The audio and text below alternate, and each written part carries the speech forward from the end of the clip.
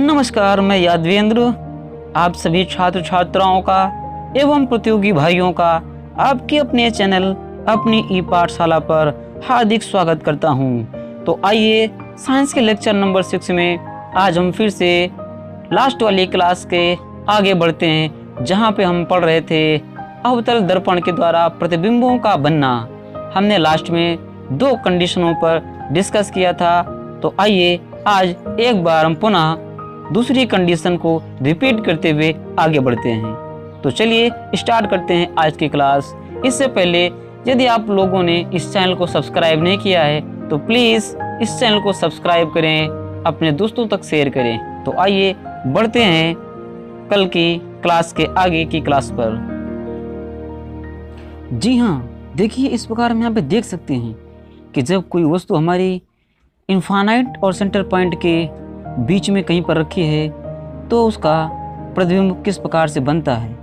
आप देख रहे होंगे यहाँ पे ये हमारे पास देखिए ये लाइट रे साइड में जाती है और ये साइड में जा रही है। मीन्स ये जो हमारी पहली रे है वो क्या है, इस एक्सिस के यानी कि प्रिंसिपल एक्सिस के क्या पैरेलल है और ये रिफ्लेक्ट होकर फोकस पॉइंट एफ से वापस लौट रही है। और सेकेंड रे देखिए ये भी क्या है, ये दर्पण पर पड़ती है और पड़ने के बाद क्या है, एक्सिस के पैरेलल क्या है, ये परावर्तित होकर वापस जा रही है। तो इस प्रकार से हम क्या देख रहे हैं कि हमारे पास जब दोनों किरणें परावर्तित होने के बाद एक दूसरे को काटती हैं या मिलती हैं, देखिए इस पॉइंट पर, ये पॉइंट हमारे पास क्या है, यहाँ पर क्या है, इस ऑब्जेक्ट की इमेज क्रिएट हो रही है।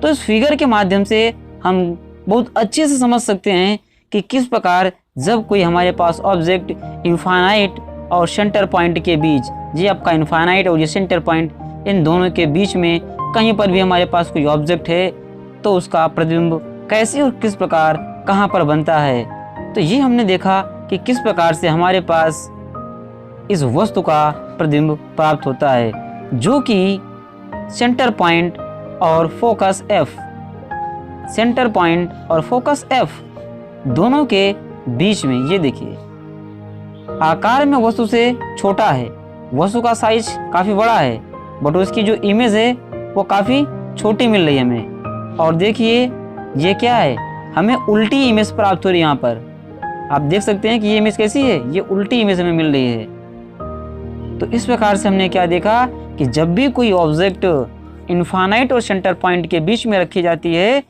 तो उसकी जो इमेज है वो हमेशा सेंटर पॉइंट और फोकस पॉइंट के बीच में बनती है। साइज में देखा जाए तो वह अपने वास्तविक साइज से, यानी कि जो उसकी वास्तविक लंबाई है उससे क्या होती है, कम होती है, यानी कि छोटी होती है, और उसका जो प्रतिबिंब है वो वास्तविक होता है और उल्टा बनता है।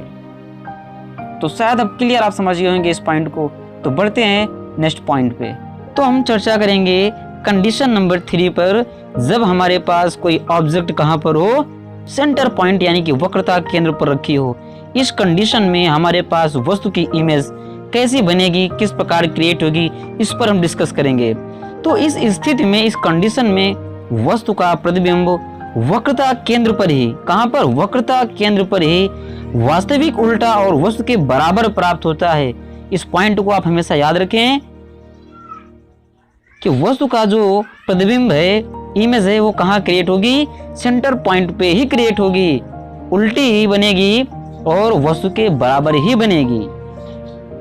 इसे इस किरण आरेख द्वारा समझा जा सकता है। तो इसके किरण आरेख को हम देखते हैं। ये देखिए इसका, ये है किरण आरेख। ये हमारे पास एक इमेज है। इस इमेज में हम देख रहे हैं कि हमारे पास एक ऑब्जेक्ट है। वो ऑब्जेक्ट क्या है, AB। AB हमारे पास एक ऑब्जेक्ट है जो सेंटर पॉइंट C पर रखी हुई है। जब प्रकाश की किरण इस मिरर पर आपतित होती है तो यह परावर्तित होकर F से होकर गुजरती है, यानी कि फोकस से होकर गुजरती है। वहीं बात की जाए दूसरी प्रकाश किरण की तो वह फोकस से होकर आपतित होती है और परावर्तित होकर प्रिंसिपल एक्सिस यानी कि मुख्य अक्ष के समांतर वापस लौट जाती है।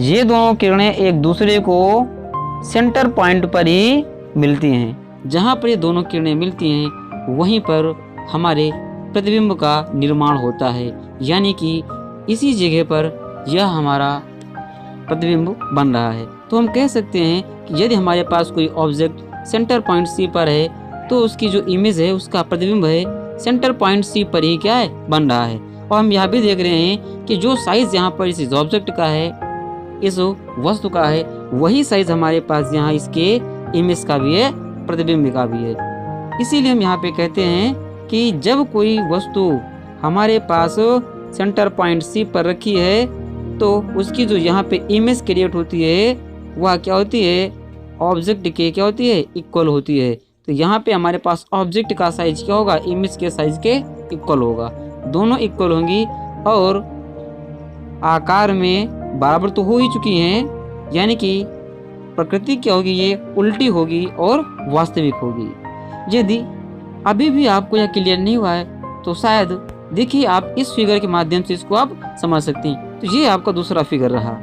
जब भी हमारे पास कोई भी ऑब्जेक्ट सेंटर पे यानी कि सी पर, सेंटर पॉइंट सी पर रखी जाती है तो उसकी इमेज कहाँ पर और कैसे क्रिएट होती है, ये देखिए। ये लाइट रे, प्रकाश की किरण जब भी इस अवतल दर्पण पर पड़ती है तो पड़ने के बाद वो परावर्तित होकर पॉइंट F, फोकस F से होकर क्या है, गुजरती है। वहीं पर हम दूसरी लाइट रे देख रहे हैं तो वो क्या है, फोकस F से होकर गुजरती है और दर्पण पर पड़ने के बाद परावर्तित होकर प्रिंसिपल एक्सिस के पैरेलल समांतर वापस लौटती है।